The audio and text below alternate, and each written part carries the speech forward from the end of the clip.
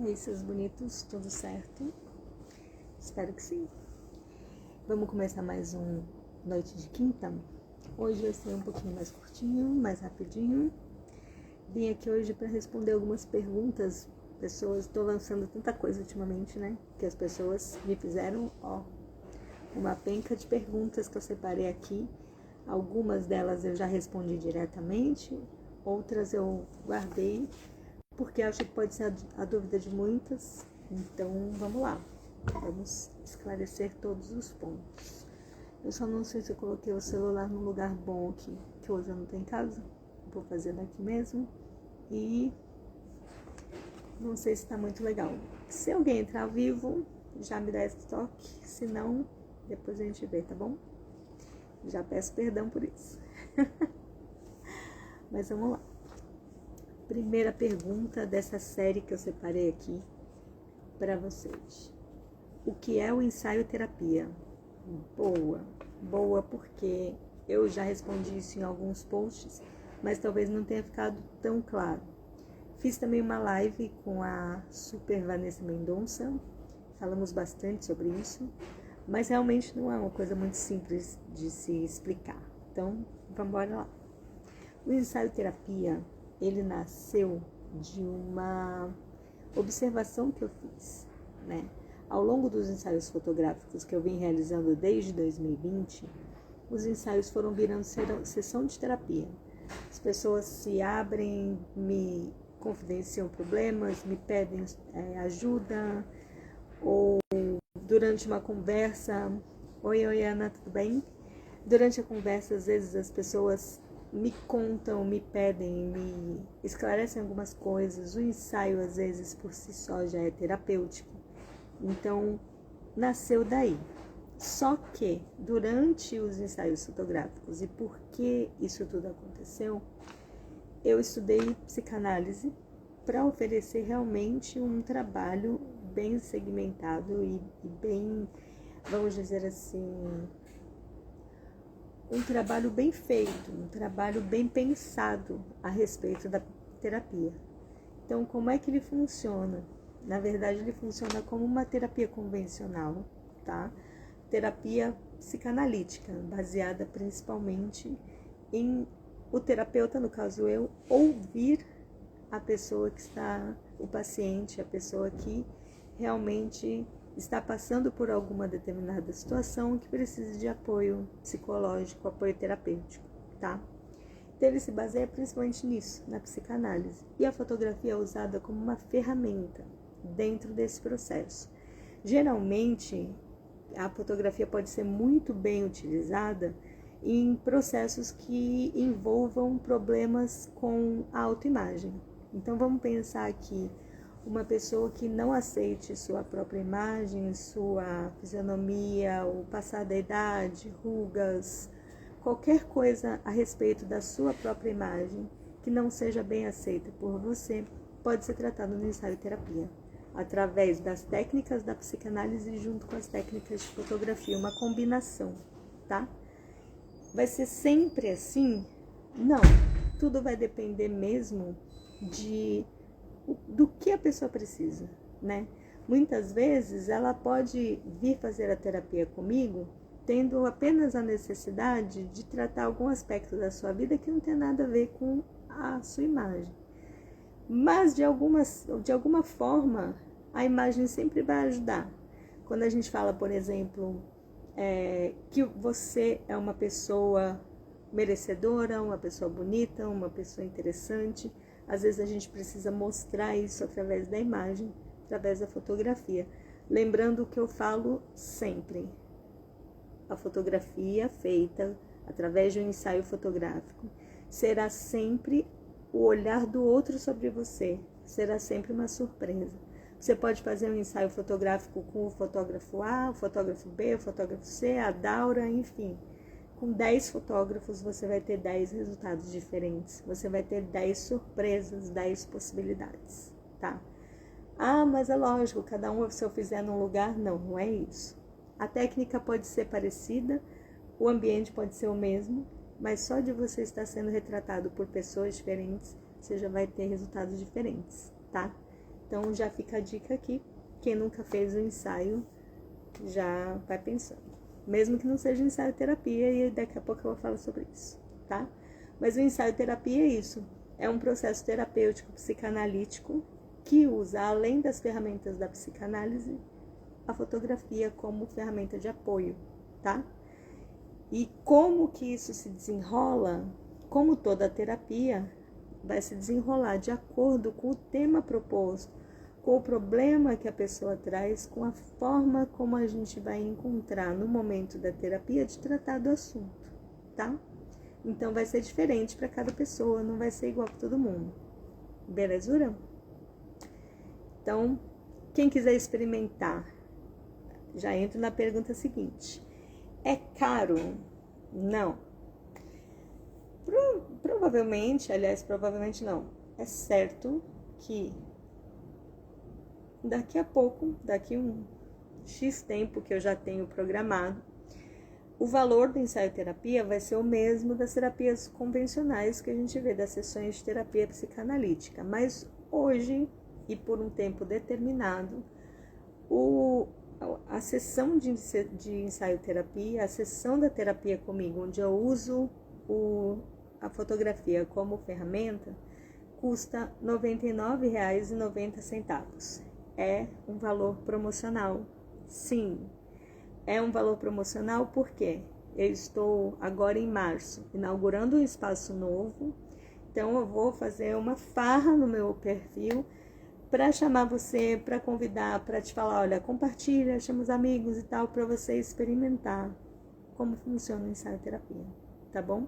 Então é promocional de inauguração do espaço novo, tá? R$ 99,90 por tempo determinado. Você atende online? Sim. E é possível fazer ensaio terapia online? Sim. Eu tenho aqui meus truques. Mas é possível, como toda terapia, é possível fazer online também, tá? Mesmo o ensaio terapia tendo como ferramenta a fotografia, é possível. Como? Quando? Por quê? Agenda uma sessão comigo que eu te mostro, tá bom? Em breve eu vou desenvolver cursos também, porque eu tô achando essa experiência com ensaio terapia muito tão legal que eu acho que eu preciso compartilhar com outros fotógrafos e terapeutas. Mas isso também vai ser uma coisa para 2024, talvez 2025. E o seu ensaio fotográfico, como é? Meu ensaio fotográfico fora do ensaio terapia, só o ensaio fotográfico, é simplesmente divertido. Quem já fez fotos comigo sabe disso. Eu adoro fotografar pessoas, e isso é uma descoberta para mim, porque eu achava que eu não gostava, eu achava que eu não seria uma fotógrafa de ensaios fotográficos. Eu gostava de fotografar dança, eu sou uma fotógrafa de dança, e achava que ia ficar nisso, que ia ser fotógrafa de dança e pronto, acabou. Mas, de repente, o bichinho da curiosidade e também da necessidade por conta da pandemia do coronavírus, me fizeram ver o ensaio fotográfico em estúdio, principalmente, com outros olhos. Então, assim, antes da pandemia, eu fazia ensaios fotográficos, sim, mas era tudo externo. E depois da pandemia, passei a apostar muito e a amar os ensaios em estúdio. Hoje em dia faço os dois e amo da mesma forma. Então, como são meus ensaios fotográficos? Eles não duram tanto tempo, eles duram entre 1 e 1h30, quando individuais. Quando eu faço um ensaio coletivo, com mais de um modelo posando, aí tudo vai depender da desenvoltura dos modelos e da piração que a gente tiver no dia, além da disponibilidade de agenda. Então, meus ensaios sempre são divertidos. Eu levo muitas ideias. Eu gosto de fazer em lugares diferentes, gosto de propor coisas novas. E dessa forma, cada ensaio fotográfico é bem diferente do outro, tá? Então, se você nunca fez um ensaio fotográfico, já fica aqui o convite. Eu só não faço ensaio newborn, não faço ensaios com recém-nascidos. De resto, adoro ensaio sensual, gosto de ensaio de casal. E no meio dessa história de ensaio de casal, não é só casal, homem, mulher, binário, não. Qualquer casal. Sem restrição nenhuma. Aliás, gente, quem sou eu? Para com isso. Eu adoro, já fotografei casal não binário, tá?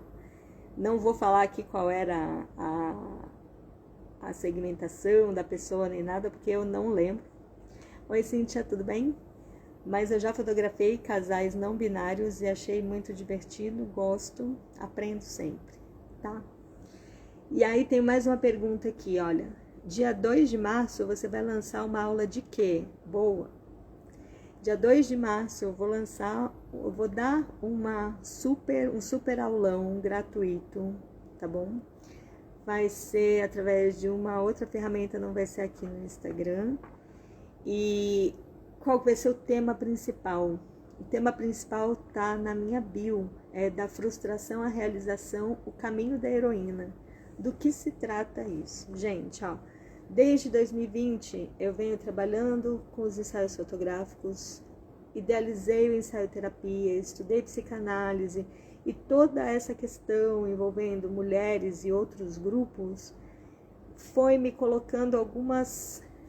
chamando a atenção, na verdade, para vários aspectos da nossa vida que podem causar problemas e podem influenciar diretamente na nossa produtividade, na nossa realização, naquela nossa sensação assim de quando você vai dormir, sentir que cumpriu com todos os seus deveres do dia, que está realizada com tudo que aconteceu. E quando você acorda, você acordar descansada e bem disposta, animada, uau, é um novo dia, bora, vamos ver a agenda, partiu, enfim, animação. Eu sou assim. Só que nem sempre eu fui assim. Eu passei por vários processos até me acertar. E eu fui percebendo, ao longo desses trabalhos com mulheres e com outros grupos de pessoas também, que esse processo que eu passei é muito interessante para ser compartilhado. É muito interessante para estudar e levar adiante, mostrar para as pessoas que muitas vezes a nossa rotina é estressante e não é produtiva por nossa culpa. Por culpa de vários aspectos, de vários pontos que a gente precisa organizar. Eu fiz isso com a minha, eu acertei e deixei tudo, bonitinho. Hoje eu posso dizer para vocês, eu faço 1 milhão de coisas. Eu tenho aqui a minha rede social que é super movimentada. Tenho meu podcast, tenho a websérie, onde eu estou agora preparando a 2ª temporada. Eu tenho os ensaios fotográficos, o ensaio terapia, esse super aulão e a mentoria que eu estou preparando para vocês. E mais uma série de coisas. Eu sou bailarina, dou aula de dança, então assim, eu tenho várias coisas, várias atividades, consigo dormir, consigo namorar, meu namorado não está reclamando, tá tudo certo. Então, assim, eu consigo cuidar da minha casa, cuidar nesse momento, né, bem da minha casa, né? Estou morando com a minha mãe, mas eu consigo cuidar de tudo. Consigo fazer artesanato, consigo estudar música, consigo ler. Adoro ler, isso não parou. Então, dá para fazer um pouco de tudo, passear, ser feliz, comer bem e se sentir realizado no final do dia. Ter uma agenda super lotada, mas não apenas lotada, produtiva. Eu já passei por uma situação, por uma época em que a minha agenda era lotada, mas eu não me sentia produtiva. E como é que é isso? Uma agenda lotada e não produtiva é quando você não vê todos esses compromissos gerando algum fruto, gerando alguma coisa bacana. Às vezes você só está ocupado e não está feliz, não está produtivo, não está saindo nada dessa ocupação toda. É só a ocupação pela ocupação. Então, isso também é importante a gente salientar. Estar ocupado o tempo inteiro não quer dizer que você está produtivo o tempo inteiro. E é isso que eu vou falar no dia 2/3, entre outros assuntos. Quer ver um outro? Esse outro tem a ver com a próxima pergunta, que eu achei muito engraçada. Pergunta é verdade que você já teve transtorno de ansiedade ou é golpe de marketing? Eu adorei isso. Ai, Senhor, esse lance do golpe de marketing eu até entendo. Por quê? Eu comecei a fazer alguns posts, alguns vídeos, onde eu falo do transtorno de ansiedade e aproveito para convidar para superar o Lona que eu vou dar no dia 2 de março. Então, assim, aliás, dia 2 de março, quinta-feira, tá? Não esqueça. Então, assim, seria um golpe de marketing? Poderia ser? Poderia, mas não foi. Eu juro que não. Eu sofri, sim, transtorno de ansiedade. E há poucos dias atrás, eu me dei conta de que eu sempre tive o bichinho da ansiedade me mordendo desde criança. Mas a gente não sabia. E isso virou um transtorno há alguns anos atrás, tá? Virou um transtorno sério que afetou muito a minha saúde. Eu precisei, inclusive, me ausentar do trabalho, enfim. É uma história que eu conto em detalhes nos 2 episódios últimos agora do meu podcast. Eu não lembro agora o número dos episódios, mas é o episódio que eu lancei terça agora e na semana passada.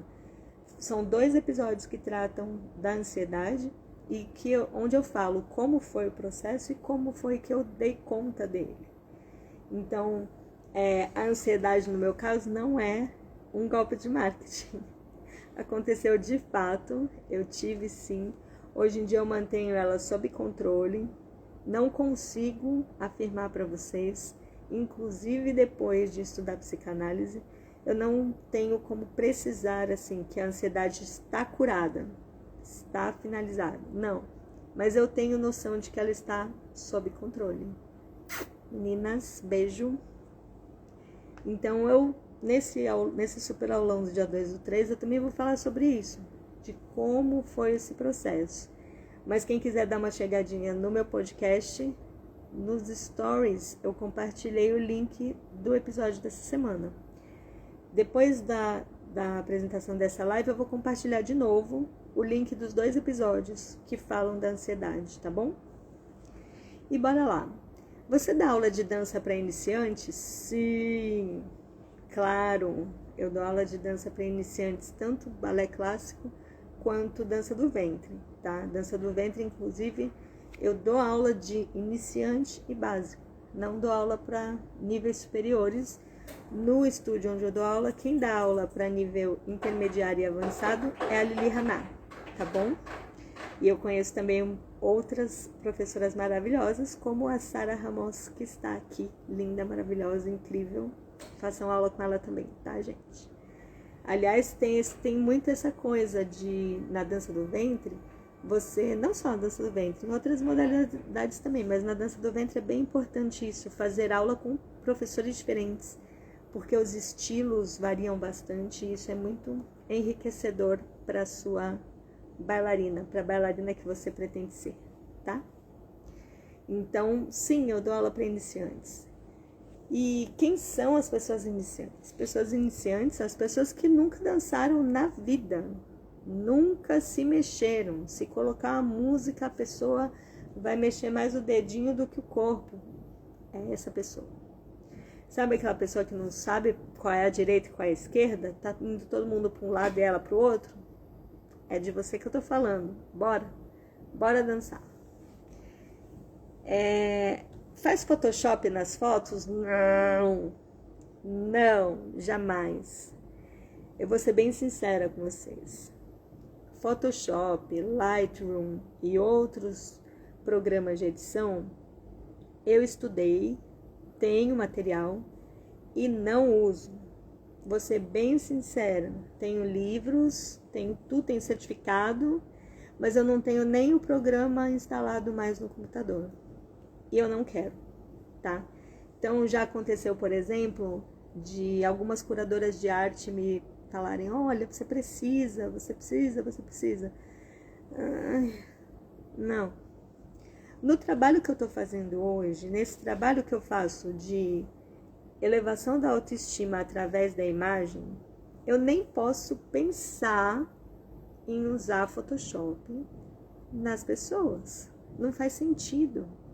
Imagina você vir para mim com a autoestima baixa e faz um retrato. Depois, quando você vai pegar as fotos, você vê que o seu nariz está mexido, que a sua pele está toda igualada, não tem manchas, que não tem ruga e que o cabelo está uniforme, enfim, não tem celulite, não tem nada. Se a sua autoestima está baixa por causa da sua imagem, imagine você pegar uma foto sua toda mexida. Não dá bom, gente, não dá. Eu já fiz o teste, eu conheço, sei como é. O meu trabalho é de resgate de autoestima através da sua imagem, através de quem você é. Se você tem rugas, elas vão aparecer na foto. Se você tem cabelos brancos, eles vão estar lá. Se você tem uma gordurinha localizada, a gordurinha vai aparecer. E mesmo assim, eu garanto que você vai ficar feliz. Eu não preciso eu não preciso dizer para você que você não é perfeita como você é, ou eu não preciso dizer que você precisa ser melhorada. Isso para mim é um absurdo, eu não aceito e não entendo. Eu não acho que ninguém precise ser melhorado para ficar bonito. Eu acho que as pessoas precisam se entender bonitas como elas são. Beleza é questão de ponto de vista, não é unanimidade. Esquece.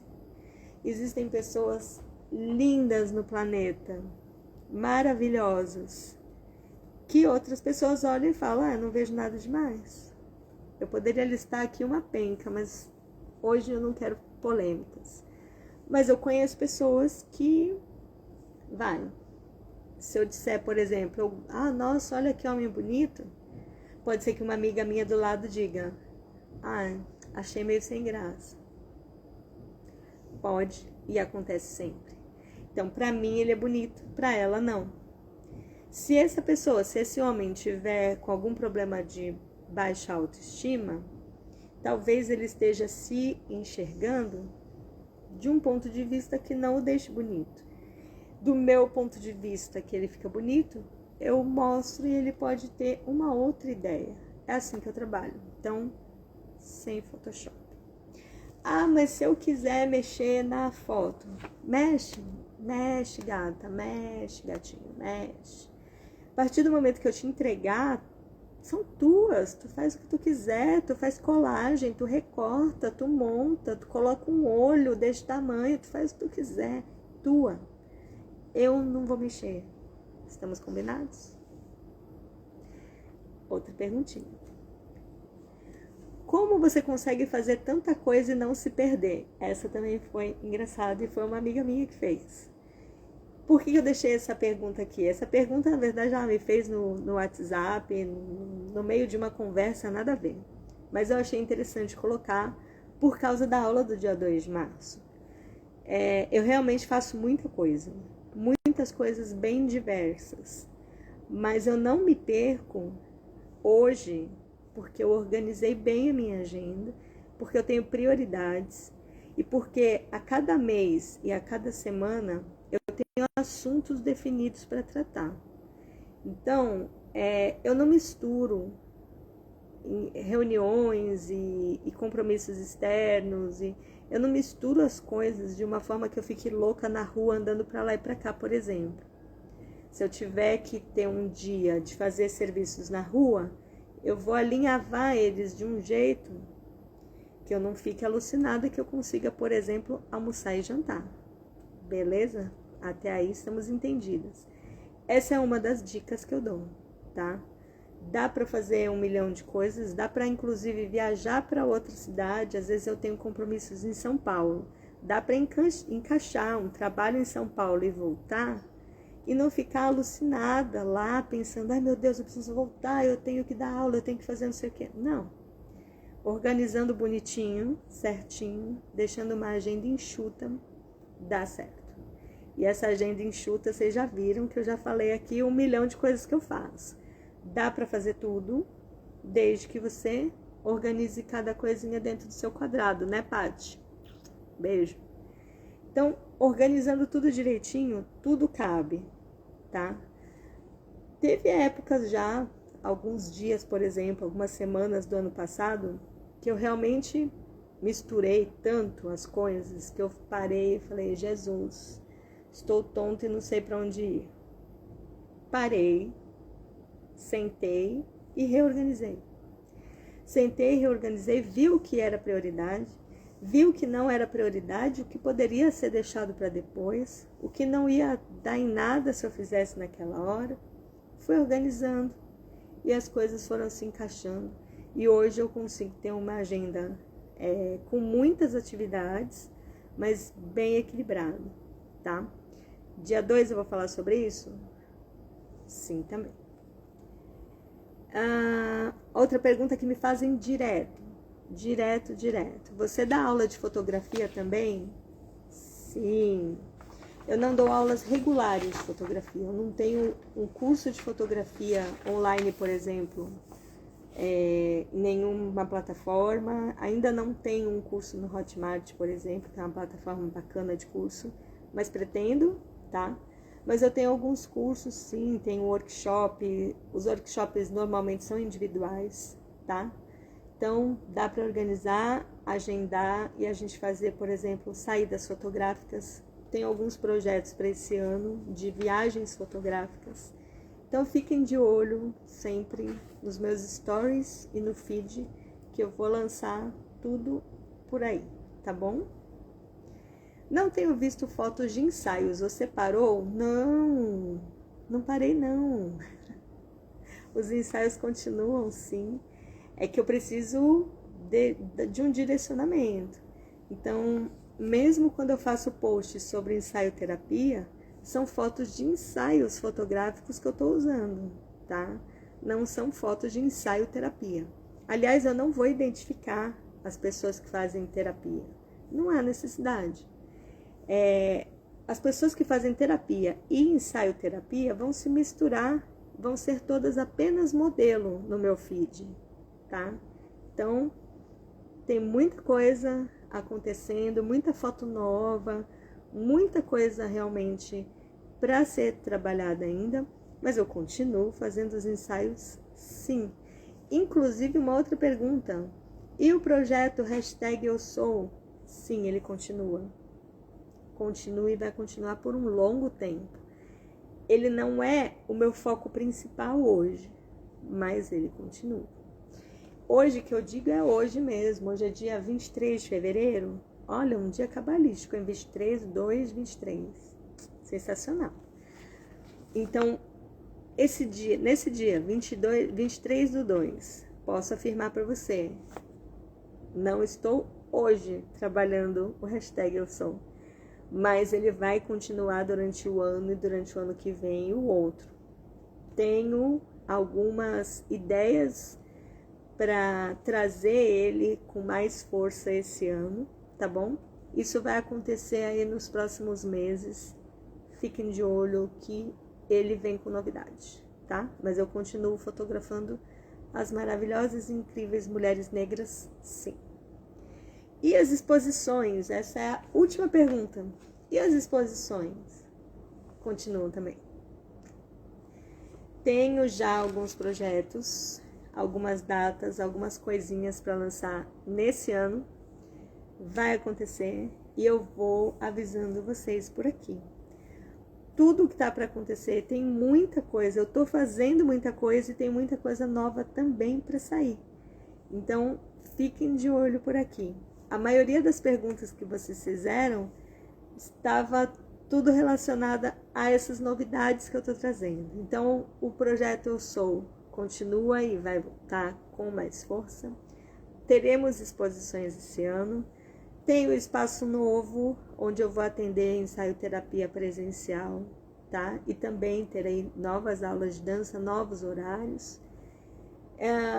Que mais? Os ensaios fotográficos, enfim, tenho muitas novidades. Cursos para ser lançados e o super aulão do dia 2 de março, tá bom? Então, beijo para todo mundo. Hoje a live era um pouquinho mais curta, era só para eu responder as perguntas mesmo. Quem tiver por aqui, não sei se é o Vini, se é o Jay, não sei quem tá por aí, mas quem quiser me mandar perguntas, pode mandar também nos comentários da live, que eu vou deixar salva, tá bom? E pode me mandar via direct, que eu vou responder ou na live, ou em algum post, de alguma forma eu vou responder para você, tá bom? Então, acompanhe as minhas mudanças, acompanhe as minhas novidades, porque agora em março vai vir muita coisa diferente, tá bom? Beijo para vocês que estavam por aqui, beijo para quem passou, beijo para quem vai assistir depois e nos vemos aí por esses próximos dias. Me aguardem. Beijo, beijo, não esqueçam de mandar as perguntas. Tchau, tchau.